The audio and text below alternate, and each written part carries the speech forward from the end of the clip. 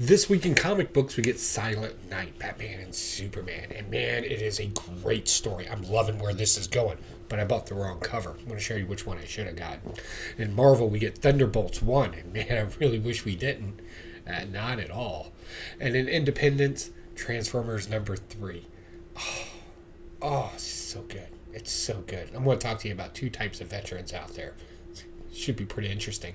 That and a few other comic books, but first, as always, I have to try to sell you some coffee. So let's get that done. Hey, what's going on, folks? This is your boy Pocan Joe to talk to you about Coffee Brand Coffee. We serve people that are tired of gimmicky advertising and branded companies that want to lecture you.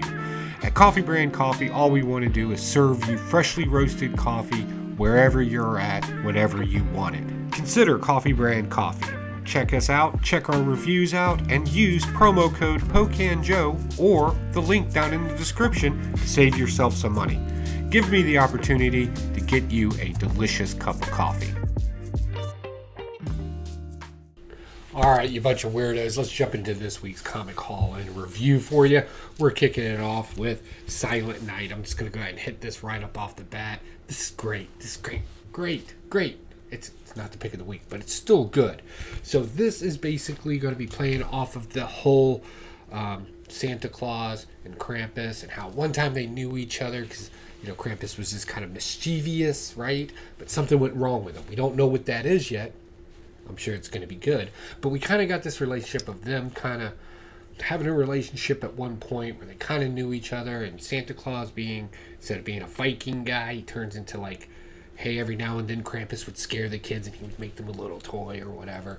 But apparently Krampus has unleashed monsters onto the world, and they're Nordic vampire type monsters. Right? So what better thing to do in a magical season than to bring in a magical character? We got Zatanna, and she's coming in to kind of help save the day a little bit, but we're still being promised some Bat Family stuff, which is happening, and possibly some Superman stuff since it is a Batman and Superman story.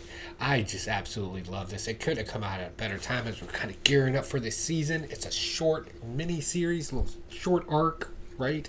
And we learned that Batman has known Kris Kringle for quite some time, which I thought that was pretty interesting. It was like Nightwing was like, hey, I thought he was just goofing with us that he knew Santa Claus. He did. But then again, it's Bruce Wayne. He knows everybody.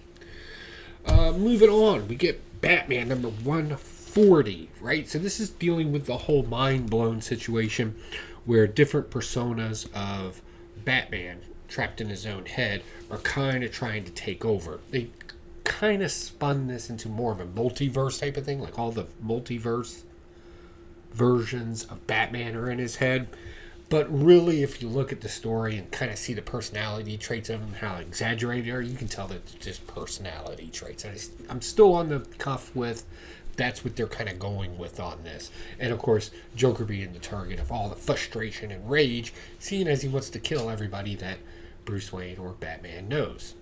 And this one of his meaner ones is kind of running the boat.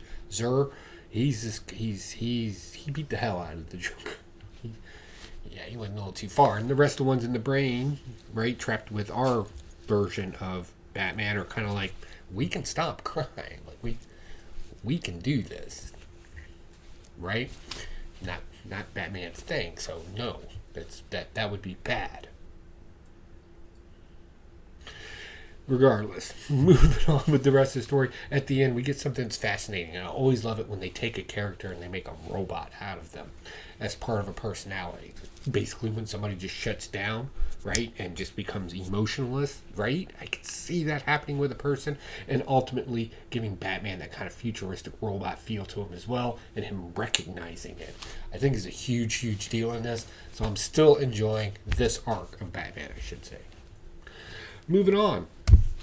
Bait and switch of the week. This was the bait and switch of the week. We got Shazam number 6 that came out. So the solicitation for this, I almost never ever read the solicitation for a comic book before it comes out. But I was reading something else and somebody kind of sent this to me, and it was supposed to be Shazamite, the cousin of Batmite, right? So I was like, okay, I'm a Batmite fan. That's some classic old school comic book storytelling there. I'll go pick this up, read it, didn't see him in it. Have no idea about this story. Apparently, from what I understand, the mythological gods got a problem with Billy Batson being Shazam and kind of want to make him the avatar of the old gods, if you will, right? And the young kids are kind of like, nah, you can't do that. They get suited up with magical woo-woo stuff to go fight the gods. And then, of course, Solomon, the only one that's not represented as a god in this, but still kind of the part of the Shazam acronym, right? Is like, hey, I'll just make you a little bit smarter to figure this out. And then we get a lecture about the gods actually doing something on their own versus having an avatar or a messenger, if you will, which would break down all religion. All religions have like that person that does it, right? In Christianity, it's Jesus. Islam, it's Muhammad, so on and so forth, right? Dalai Lama, whatever the case may be. So it's kind of weird that they took that route to it, right? Because the connection between man and God is always the messenger. So yeah, it kind of let me down a little bit. If I missed him in there, I read it and I was like, no, I just want to see a funny fourth dimensional character in it. I didn't want to get into a religious rant on my comic book review, but that, there you go. There's that. Moving on, we get Marvel came out with Thunderbolts, #1. So this is, I don't know what people's fascination is with this. I have been a strong critic of this. This feels like to me somebody's allowed to cuss for the first time, because like how they censor the word to black it out or whatever, but you know what they're saying. It's like just the ability to cuss, to be able to cuss. It's like giving a child, okay, you get one cuss word, go ahead and say it, and the kid throws out some random one out of context. That's what it felt like to me. Also, I don't know what it is, but all the women in here kind of have this voice to them that it's like when somebody goes, not necessarily, right? So you're talking about, a majority of something, and you're trying to explain how the majority of this particular thing affects other things and yada yada yada, and then some cat just randomly is like, well, not necessarily, and brings up the like most minute arbitrary thing they can possibly think of just to be part of the conversation. That's what most of this book felt like to me. So in this, you get the Red Guardian, you get the Winter Soldier, Val. I'm not going to try to pronounce her whole name, just to be honest with you. All right. And then we get the knockoff Taskmaster, who we're calling Destroyer now. And it just, I don't know. Everybody's just, it's the dialogue is chunky. It's weird. And it's like, it just doesn't fit the characters in there. Like the characters are not TikTokers, right? Or Twitchers or Pokimane or Logan Paul. So why would they talk like them? I don't know. What did you think? If you read this, let me know. When you read the dialogue, were you like, hey, this is how people talk now? Like, I didn't feel that. But let me know what you think down in the comments down below. I just want to be sure I'm not like some old head stuck in his old ways. I try not to be, but I think I'm missing something in this issue, and hopefully you can help me out. Moving on. Something I'm still finding very interesting, Daredevil. And they're doing the thing where they're bringing back this kind of 7 sins thing. This is issue #4. So we've already gotten Sloth, right? And Sloth affected Elektra and kind of made her lazy, right? The word sloth, put it in verb, right? And this one we get Envy, and the reporter that has been reporting on Matt Murdock and his little orphanage, calling it all this other stuff, was just a guy seeking fame, right? That's Envy, right? Why should my peers be better than me when we have the same job, regardless if they do it better or not, kind of attitude, right?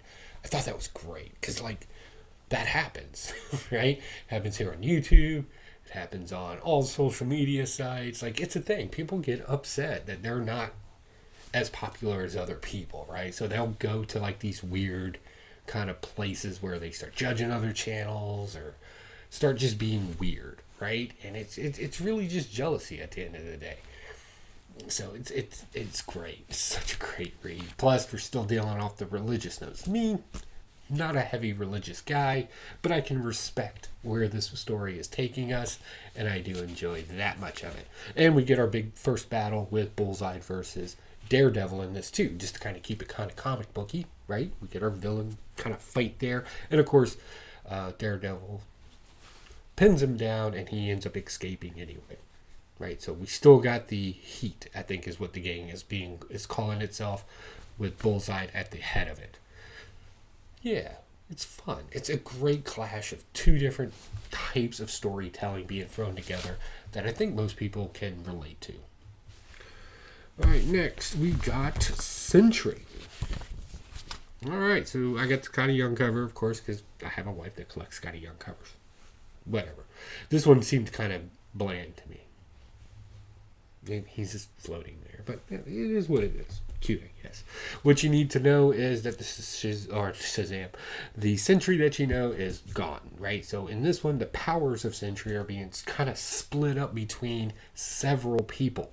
And one of these people seems to think that this is a Highlander movie. There can only be one. So he's going around and the other ones. So we get a mutant that got infected. He's already dropped that body. We have somebody with cerebral palsy, and apparently that's going to be the next target. How many other people will there be? I don't know. But in this story, our main heroes in this are going to be Jessica Jones and Misty Knight. They're kind of leading the charge on this one to kind of chase down this story. And of course, Luke Cage just takes care of the timeline where Luke Cage is mayor of New York. So Jessica Jones, or Jessica Cage, his wife. Does that make sense? You're tracking on that timeline. So we're picking up shortly after the attack of Null. If you're a comic book fan, you've read that through.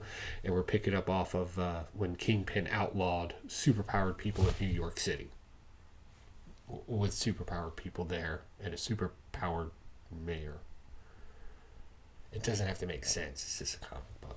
Let's just go with it. All right, going into Independence, we got Our Bones Dust. So, weird title, right? And I was like, oh, that's a horrible title. There's something I can beat up on this week. And then I read it, and I was like, I understand why the title the way it is. So, this takes place in a dystopian future. A lot of cannibalism going on. I love how people think the future is just going to be this barren wasteland of people eating each other and rogue gangs everywhere. But while this is kind of a typical trope of our future, the Arthur decided to do something kind of cool here and makes a couple of alien people that are observing us and taking samples and doing a scientific research at the same time. So they kind of see what's happening in this situation. We have a young person that has a habit of stealing water, because that's a scarce commodity in the future. And they kind of see this reaction and chain of events kind of occur where they're hunting down the kid that stole the water, right? We also get something lurking in the shadows, a monster, a boogeyman, if you will, kind of in the shadows too. The way everybody talks sounds extremely uneducated. Everybody's like the words. Everybody talks like the title is read, if that makes sense, right? It's not, hey, do you want to trade some meat for some water? It's trade, water, meat. It's weird. But yeah, the loss of language in a dystopian future, I definitely could see that. No doubt I'm kind of losing it today. But regardless, as you go through this, it's a funny little tale. And if my comic book shop keeps picking it up, boom, I'll be picking it up as well. If not, unfortunately, we'll move on to something else. Next, we get, and I'm going to try to pronounce this. I'm going to assume that the title is Bloodrick. First off, cool. Art in this is amazing, by the way. Just a quick gander of what you're looking at here. Like, boom. That's kind of cool. I like that. So in this one, you get two stories about the same guy doing the same thing at different times, I'm assuming. Being narrated by one, a blacksmith, which I kind of enjoyed. I'm not going to lie.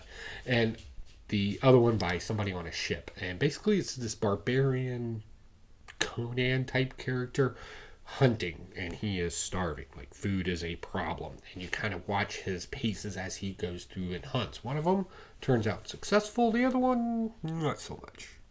Like, there's a bear involved. It does not work out well for our Conan type character, or Bloodrick, I'm assuming is this name. So yeah, simple, clean, and stunning. Like it's like the artwork just really catches your eye in it. So I enjoyed that too. All right. Last but not least, we got Transformers number 3. Yeah, I went ahead and went with the main cover on this, and basically what we got now is the war being brought to a locality, right? The Decepticons are like, hey, they cause a little bit of a boogaloo in town. Mr. Witwicky himself is like, hey, I need to get my guns, I need to get my stuff, right? He's a veteran, goes down to the local VFW. His boys are sitting there waiting to go to war too. They got some stuff, they're hammering it out, but they don't know who the good guys and who the bad guys are, right? They're just giant robots. They're lighting it up. While our 2 human characters are like, no, stop, don't kill the Autobots, they're the good guys. And they're like, whatever, giant robot, right? That's one type of veteran, as I mentioned in the beginning. The other type of veteran is me. I ought to be like, get off my lawn. I just want to cut my grass. two types of veterans there. I'm ready to go back to war at 70 years old. I'm 47. I just want to cut my grass. So there you go. But in this one, unfortunately, Spike gets shot. And we start to realize Mr. Witwicky, his father, starts to understand that, oh, wait, there is a good faction here, that we're not just dealing with giant robots attacking us. The coolest thing in this is when Optimus Prime, right, Mr. Rollout himself, rips off his arm to beat a Decepticon unconscious. It was great. It's great. It's just action-packed, fun, and they're not harping too much on the personal emotion to it. You just get the reaction of people instead of long explanations of why they feel the way they do. You can connect with just about any character in this in some way, shape, or form, especially if you're a villain. But it is just a beautiful piece, and it's definitely pick of the week. So let's do this. Now that my effects are back. All right, guys. Yeah. So what else is going on? For Silent Night, this is the cover I should have picked up. I'm telling you, I wish I would have picked that up. I didn't see it at my comic book store. If you saw it, definitely let me know. Is it an online buy? How do I get my hands on that cover right there? I need that cover for obvious reasons. What else is going on? Over in the Evil Lair, we're going to be making the Spear of Destiny for Mr. Hoarder's Hide, because he's a super generous man who donated some money to have this project done. We'll talk more about that over at the Evil Lair. And other than... hey, a new year's coming up, and I'm thinking about adding something to the show. I've been working on something on the background of this where you can read some of these Grail comics that are usually slabbed or super expensive. So I've been kind of working on comic book and music kind of thing. We'll probably be pumping that out to you about twice a week with us, of course, here on Wednesdays, you and me chatting it out. So yeah, keep your eyes open for that. I'll give you some more updates to it. I'm still working on the copyright issue part of it to make sure we don't violate any copyrights. Because I don't want to break the law. I want to subvert the law. There's a difference. So we're going to be working on that. I mean, we're talking some of the most classic comic books out there and just great storylines that I want to share from my collection. These will be books that I own in my collection, and I want to share them with you for all of 2024. So I'm super excited about that. If you have any suggestions, you can always let me know in the comments below. That's why it's there. Definitely. The only way this channel gets better is by you letting me know what you want to see. And if I can do it, I'll do it.